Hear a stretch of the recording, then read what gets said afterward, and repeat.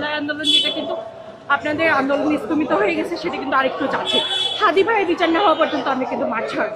অবশ্যই হাদি ভাইয়ের বিচার চাই। আপনাদের বিপ্লবের আন্দোলনের একজন উনি অগ্রগতি ছিল, মানে আমি জানি ওনার এক একটা ওয়ার্ড যেন বিচ্ছিন্ন ছিল আমাদের জন্য।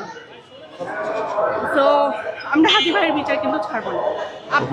আমরা কালকে রাতে আমি আমার হাজব্যান্ডের সাথে ডিসকাস করতেছিলাম যে আমরা সংসদে জানি না জামাত উঠবে কিনা, বাট যেহেতু বিএনপির, আমি পজিটিভটাই বলতেছি, বিএনপি আমাদের পুরানো প্রজন্ম থেকে কি জানে আসছে, বাংলাদেশের রাজনীতি হয় আওয়ামী লীগ না হয় বিএনপি। তো এখানে একটা বাঙালি পুরানো মস্তিষ্ক থেকে একটা চান্স আছে যে বিএনপি আসার চান্স আসছে। তো আমরা তো চাই আপনি এবং হাসনাত ভাই অবশ্যই দলীয় হোক বিরোধী দলীয় হোক সংসদে থাকেন এবং আমাদের হয়ে রিপ্রেজেন্ট করেন।